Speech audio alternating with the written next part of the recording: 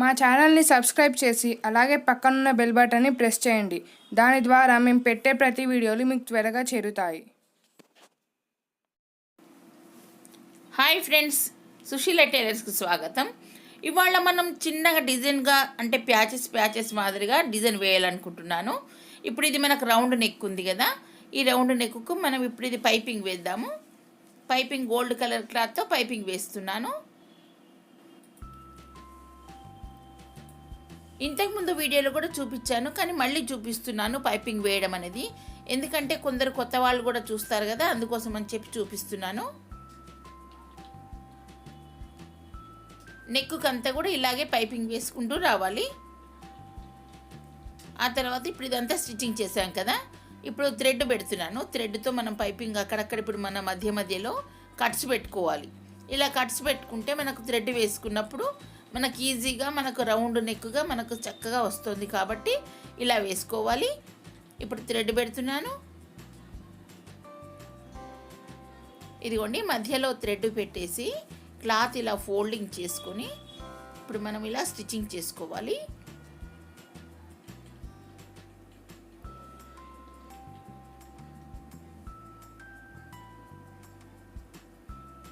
ఇలాగే నెక్ అంతా కూడా మనం ఇలాగే పైపింగ్ వేసుకోవాలి. ఇదంతా కూడా ఇలాగ వేసుకున్నాం కదా.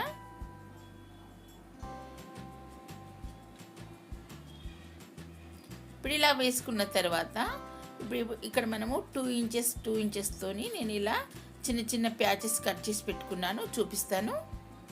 ఇదిగోండి, ఇక్కడ మనకు చిన్న చిన్న ప్యాచెస్ ఉన్నాయి.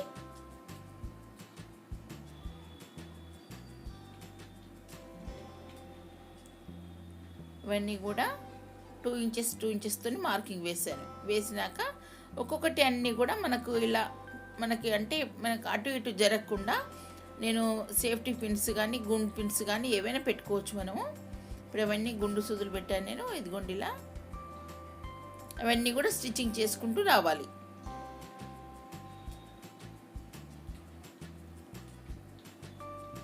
ఇవన్నీ కూడా ఇలాగే స్టిచ్చింగ్ చేసుకుంటూ రావాలి.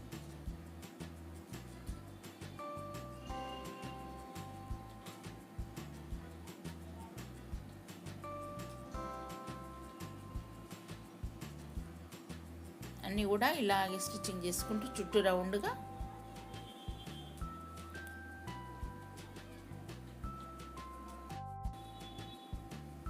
ఇప్పుడు ఇవన్నీ ఇలా జాయింట్ చేసుకున్నాం కదా. చేసుకున్నాక మనకి ఇలాంటిది షాప్లో మనకు ఇవన్నీ జాయింట్ చేసేసుకున్నాము.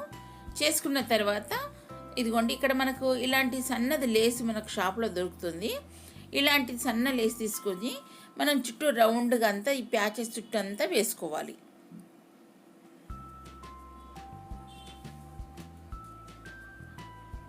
ఇదిగోండి, దీనిపైన స్టిచ్చింగ్ వస్తుంది.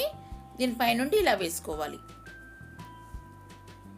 ఇది ఎంత ఉందో మనకు ప్యాచెస్ ఎంతవరకు ఉందో అంతవరకు రౌండ్ అప్ ఇలా వేసుకొని ఇదిగోండి, ప్యాచ్ చుట్టూ ఇలాగే లేసి వేసుకుంటూ రావాలి.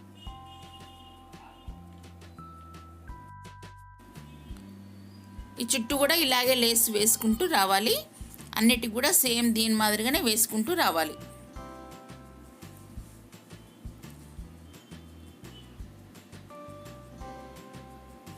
ఆ తర్వాత ఇప్పుడు ఇక్కడ మనం కట్ చేసుకోవాలి. ఇదిగోండి, ఇక్కడ కట్ చేసుకున్న తర్వాత మళ్ళీ ఇంకొకటి దాని మీద కూడా ఇలాగే స్టార్టింగ్ చేసి మనం స్టిచ్చింగ్ వేసుకుంటూ రావాలి.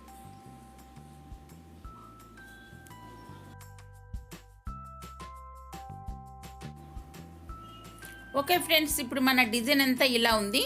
ఇదిగోండి, ఇక్కడ మనకు ఈ చిన్న చిన్న ప్యాచెస్తో ఇవన్నీ జాయింట్ చేసుకున్నాం కదా. ఇలా మనకు డిజైనర్ కూడా అంతా ఇలాగే వచ్చేస్తుంది. Okay friends, thank you.